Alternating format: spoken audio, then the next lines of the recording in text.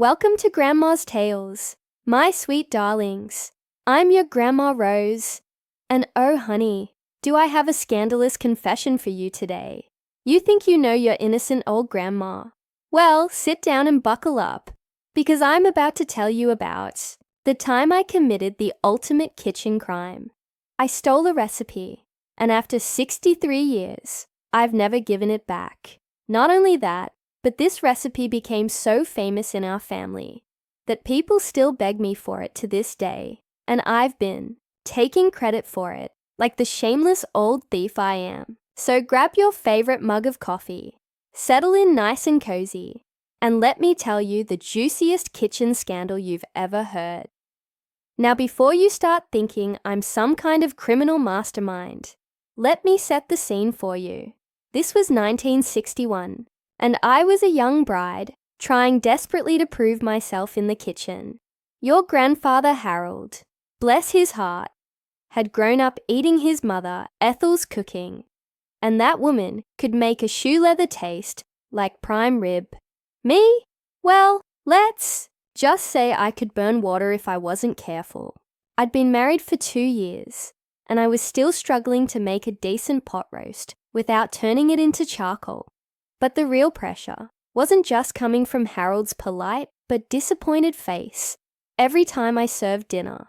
Oh no, it was coming from the monthly church potluck dinners where all the ladies would bring their signature dishes and subtly compete to see whose food disappeared first from the serving table.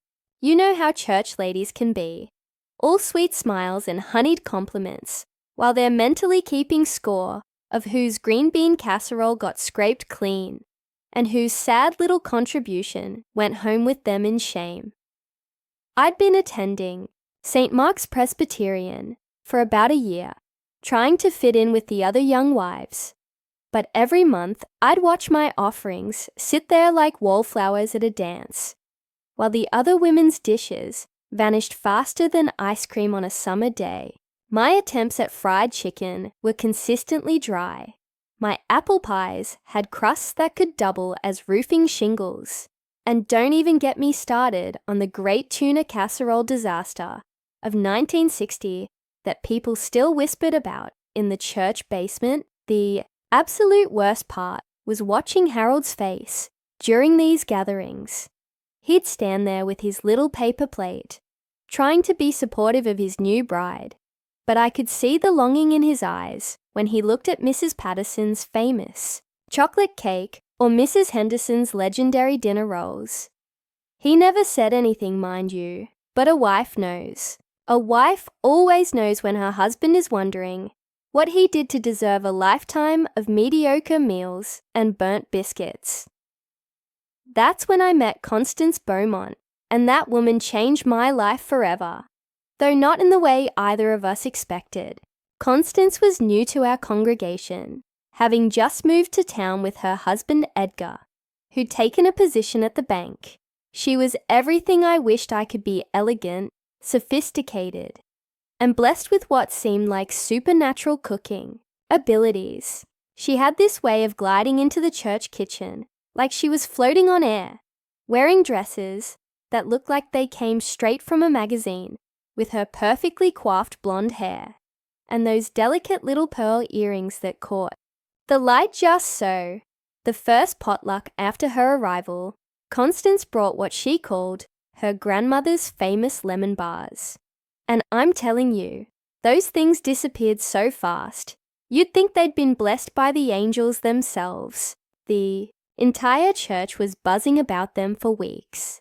People were practically lining up to get her recipe, and she'd just smile mysteriously and say something about family secrets and old traditions.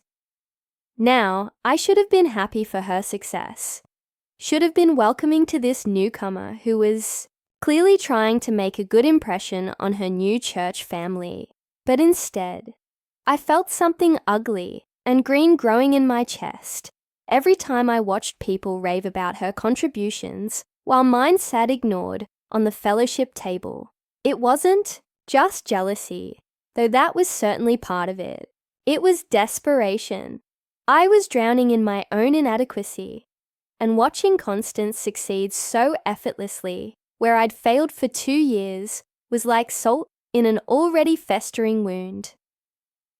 I started paying attention to everything about Constance, studying her like a scientist studying a particularly fascinating specimen.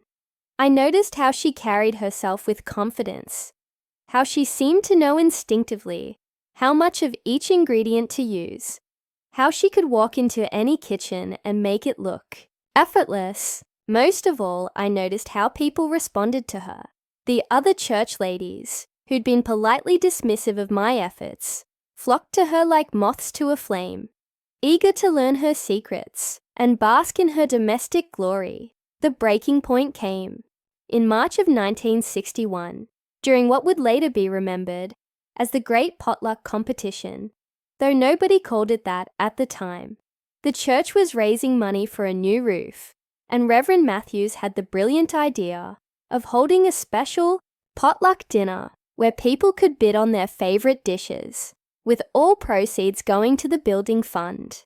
It was supposed to be a friendly community event, but it quickly turned into an all-out war between the church ladies, each one determined to create something so spectacular that people would bid their life savings just to get the recipe. I spent weeks planning my contribution, poring over every cookbook I could find, practicing different recipes, until our kitchen looked like a tornado had hit it. I finally settled on what I thought was a foolproof chocolate layer cake with buttercream frosting, the kind of dessert that had never failed to impress at every other social gathering I'd ever attended. I spent an entire day making it, measuring every ingredient with the precision of a pharmacist, following the recipe to the letter, checking and double-checking every step. The cake looked beautiful when I finished it. 3 perfect layers with swirls of chocolate frosting and little rosettes around the edges. I was so proud of that cake, I could have burst. For the first time in 2 years, I felt like I might actually have a chance at impressing the church ladies and making Harold proud to call me his wife. Then I walked into that church basement on potluck night and saw Constance's contribution sitting on the dessert table like a golden beacon of perfection.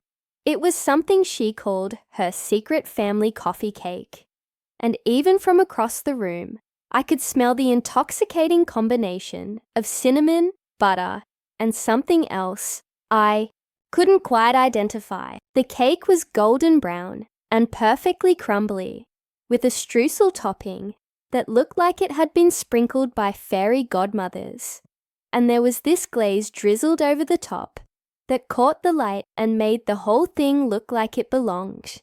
In a bakery window, I watched in horror as person after person walked past my beautiful chocolate cake without so much as a glance. Drawn like magnets to Constance's creation, by the time the bidding started, there were at least 15 people clustered around her coffee cake, all of them asking questions about the recipe and commenting on how absolutely divine it smelled.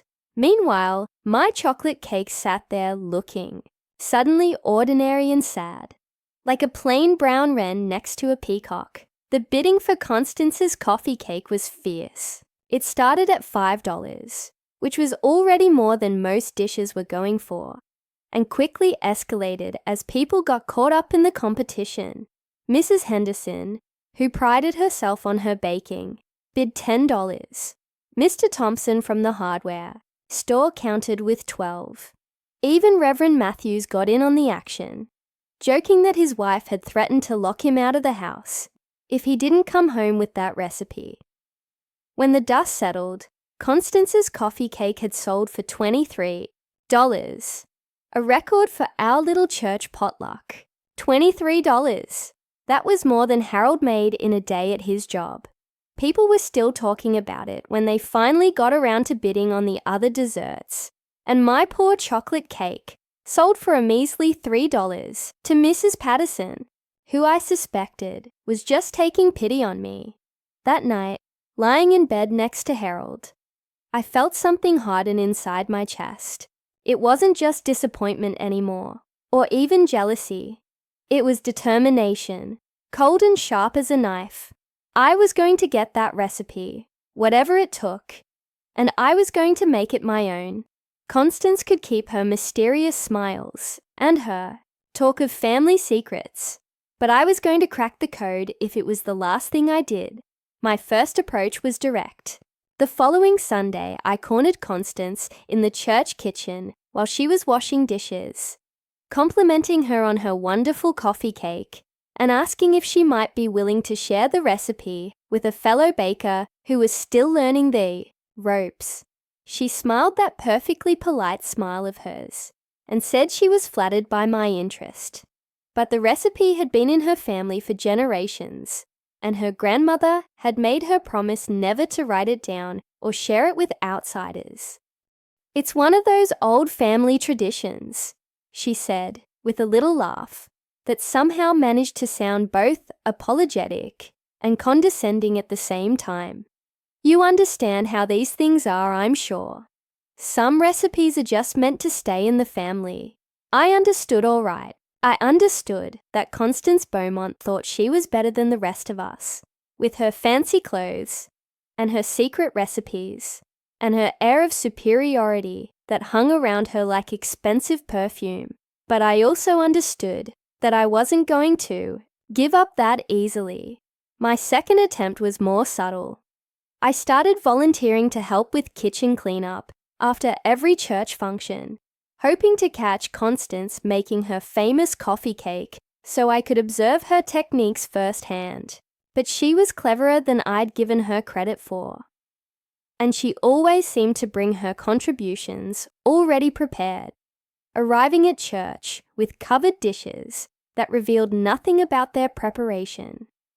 I tried befriending her, inviting her over for coffee, offering to help her get settled in town. She was always gracious, but distant, accepting my invitations, but never reciprocating, answering my questions about her background with vague pleasantries that revealed nothing useful. It was like trying to grab hold of smoke, and the more elusive she became, the more determined I grew to crack her carefully constructed facade. The breakthrough came in late spring, when Constance mentioned during one of our coffee visits that she'd be traveling back to visit her family in Virginia for 2 weeks. Edgar would be staying in town to mind the bank, she said, and she was looking forward to seeing her childhood home again and visiting with her elderly aunts who'd raised her after her parents died. That's when the idea hit me, and I'm not proud of what I did next, but I was past the point of caring about pride or propriety. I was a woman possessed, driven by a need that went beyond simple recipe envy. This had become about proving something to myself, about taking back some small measure of control in a life where I felt constantly inadequate and overlooked. I waited until Constance had been gone for 3 days. Then I paid a visit to Edgar at the bank. I told him I was organizing a surprise welcome home dinner for his wife, and I wondered if he might let me borrow her coffee cake recipe so I could make it as a special treat. Edgar was a sweet, trusting man who clearly adored his wife, and he was touched by what he thought was my thoughtfulness. "She keeps all her recipes in a little wooden box in the kitchen," he said, fishing in his pocket for his house key. "Top shelf of the pantry, right behind the flour canister. She'd be so pleased to know the church ladies want to honor her this way." The guilt nearly killed me as I walked up the front steps of the Beaumont house that afternoon. Edgar's key, heavy in my hand, like stolen gold. But I'd come too far to turn back now, and the thought of all those church ladies continuing to fawn over Constance while my own efforts went unnoticed was enough to push me through that front door and into her pristine kitchen. The recipe box was exactly where Edgar had said it would be, a small cedar chest with delicate brass hinges that opened to reveal dozens of index cards covered in careful handwriting. I found what I was looking for almost immediately, a card labeled Grandmother's coffee cake, in Constance's elegant script.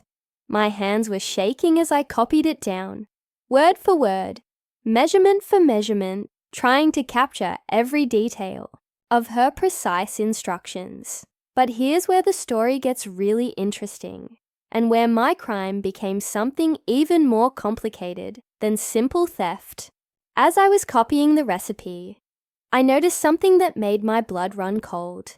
At the bottom of the card, in faded ink that looked much older than the rest of the writing, were the initials MC and a date from 1923, Margaret Campbell. I knew that name, knew it as well as I knew my own.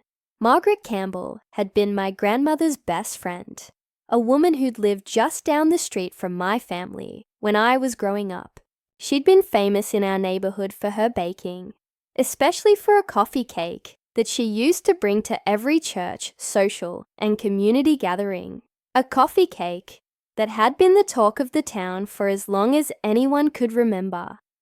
Stood there in Constance's kitchen, staring at that recipe card, and suddenly everything clicked into place. This wasn't Constance's grandmother's secret family recipe at all. This was Margaret Campbell's coffee cake, the same cake that had made my own grandmother's friend famous throughout our little town 40 years ago.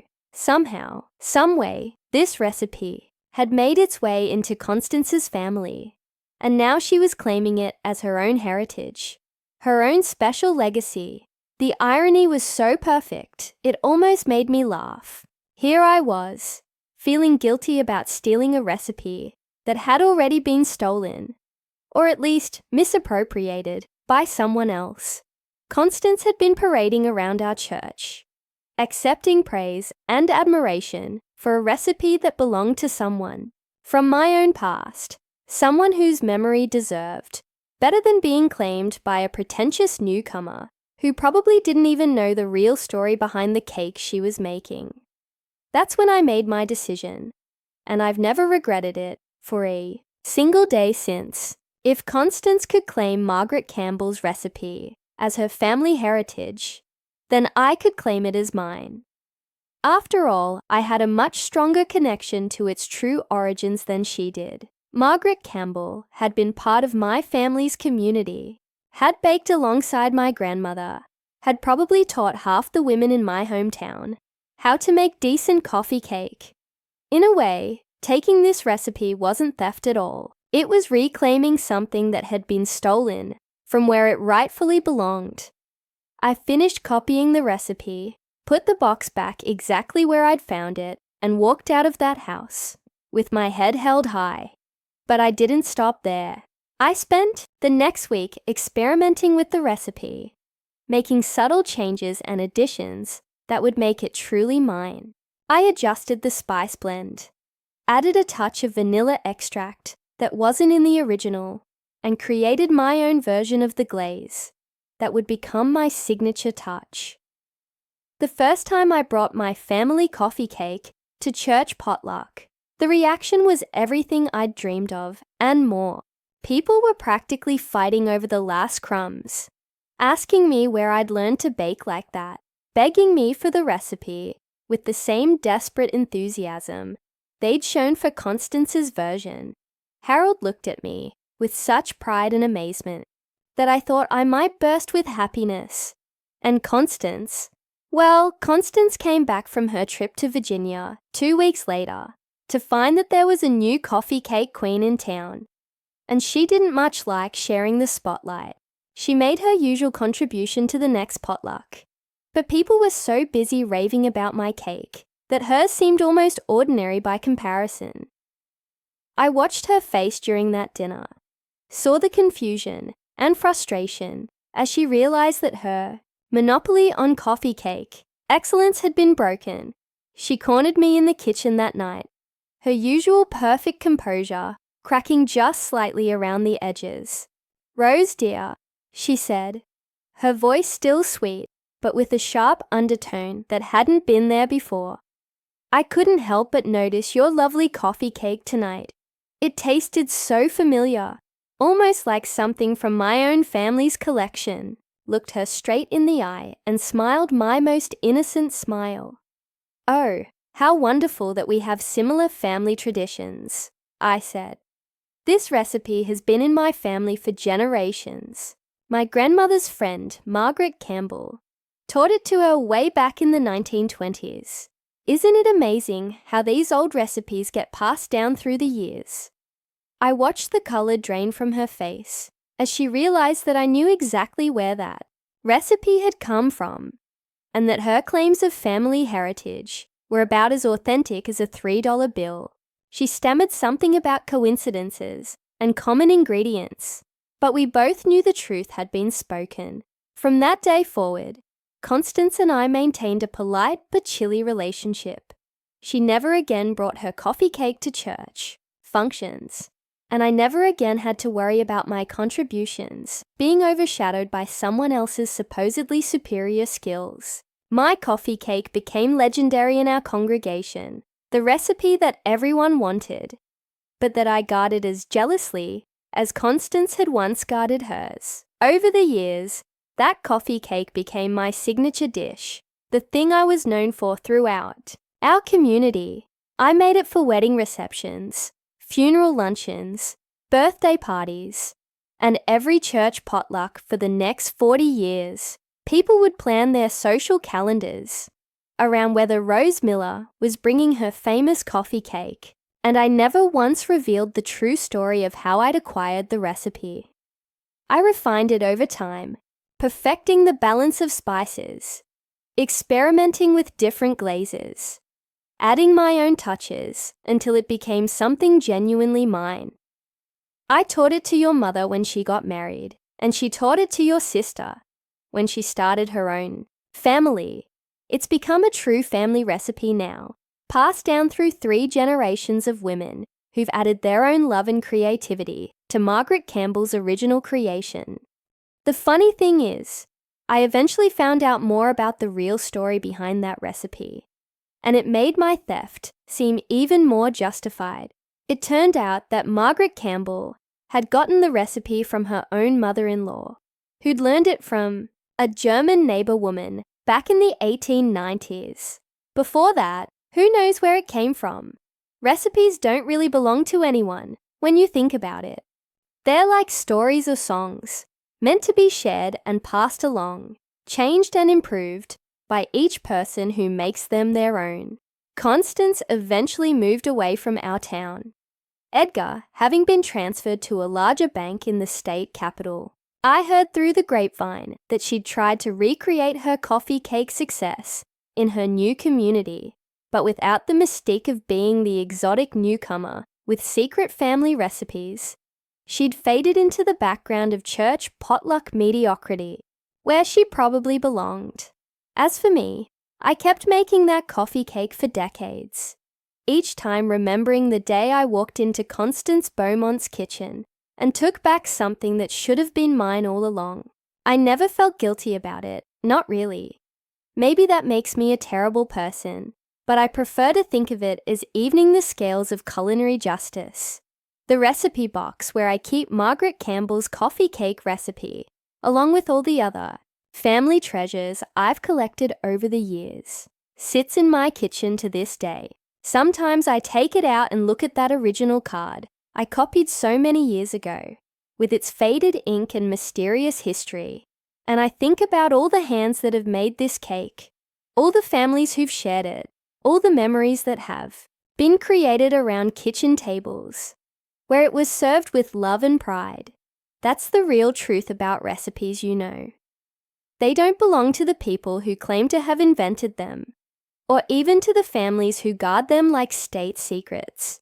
They belong to everyone who's ever made them with care, everyone who's ever shared them with people they love, everyone who's ever added their own touch to make something old into something new. So yes, I stole that recipe, and I'm not sorry. I did it. It gave me confidence when I needed it most, brought joy to countless church dinners and family gatherings, and became part of a legacy that I've passed down to my children and grandchildren. If that's a crime, then I'm guilty as charged, and I'd do it again in a heartbeat. Sometimes the best things in life are worth stealing, especially when they were never really owned by the person you're stealing them from in the first place. Margaret Campbell's coffee cake found its way into my kitchen and my heart, and that's where it's going to stay, no matter who might have claimed it along the way. And if you want that recipe, my dear ones, you're going to have to earn it the same way I did, through determination, creativity, and maybe just a little bit of righteous theft. Some things are worth fighting for, and a truly great coffee cake is definitely one of them. Well, that's my confession, darlings. I hope it doesn't change your opinion of your sweet old grandma too much. But even we little old ladies have our secrets and our scandals. If you enjoyed this tale of kitchen crime and culinary justice, don't forget to like this video and subscribe to Grandma's Tales for more shocking family stories that'll make you see your elders in a whole new light. And remember, if you've got your own family secrets or recipe scandals to share, drop them in the comments below. I love hearing from you wonderful people, and who knows, your story might just inspire my next confession. Until next time, keep stirring up trouble in your own kitchens. And remember that sometimes the best recipes come with the best stories attached.